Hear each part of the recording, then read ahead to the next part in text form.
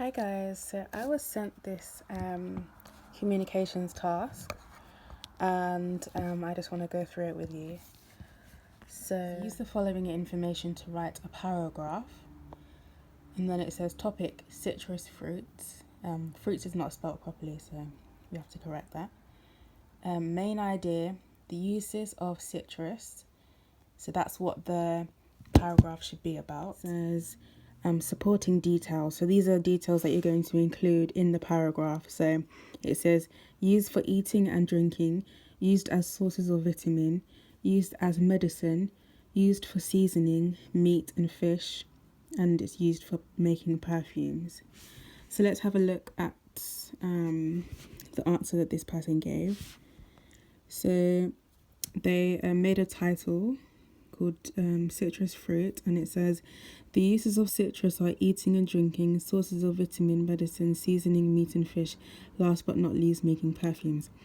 I mean, okay, it's not bad, but this is just a list. It's not a paragraph. A paragraph should be at least 3 or 4 sentences long, depending on what you're writing, but on average that's how long it should be. And a paragraph doesn't need a heading, and even if it does have a heading, it shouldn't be in capital letters like that. So I'm going to give you a good example of how you can write a proper paragraph with the right punctuation and things like that. Okay, so let's get started. Okay, so for the paragraph, I have started it with a question. So I have said, did you know that citrus fruits such as lemon, lime and orange have numerous benefits for those that use them? ? Typically,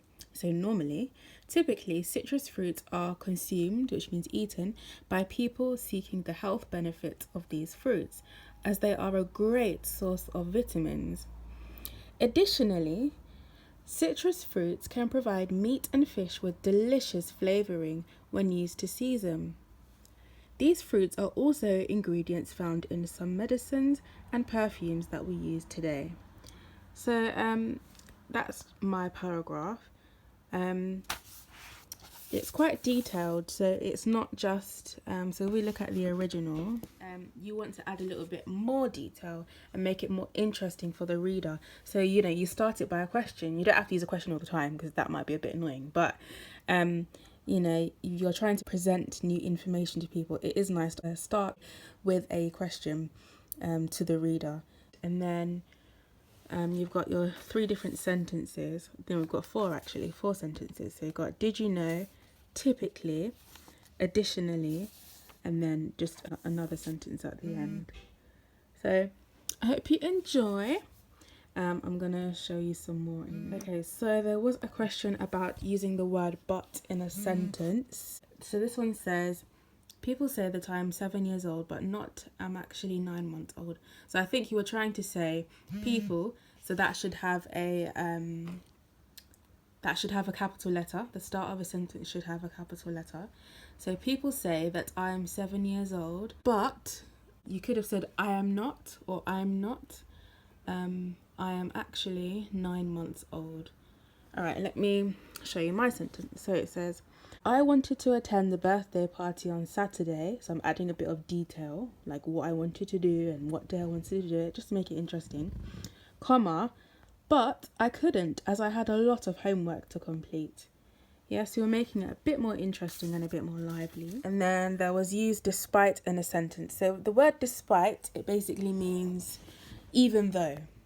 So even though I brought my umbrella, it didn't make a difference because it was so windy. You didn't mean anything that I brought the umbrella. Or as my sentence shows you, it means this. So my brother forgot to remove his shoes at the door, despite me reminding him twice before we got home.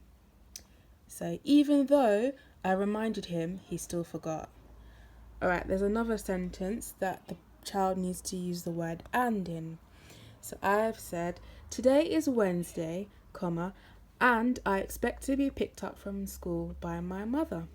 Commas also just help us to make a break in the sentence, break up the sentence so that it's not just one long sentence. Okay, and the next one, it says to use so in a sentence. So my sentence was, It was 5 o'clock and I couldn't see my mother, comma, so I began to walk home. Okay, I'm going to show the example that the child gave. So they had said, it was raining outside, so I couldn't get to go to her grandmother's house. There's nothing really wrong with the sentence that they've chosen, but there should be a full stop at the end, and start with a capital letter. There's no capital letter here, and that's really important. Always start a sentence with a capital letter. So the person could have said, it was raining outside, comma, so I couldn't get to go to her grandmother's house. Full stop. Okay, so this one, the last one, you have to use because in a sentence. So I've written, Amanda will be coming to the party because she has done all her homework and all her chores. Just try and add detail, spell things correctly, and also just make it interesting for the person that's going to read it, which is likely going to be your teacher. So think about it. Okay, bye.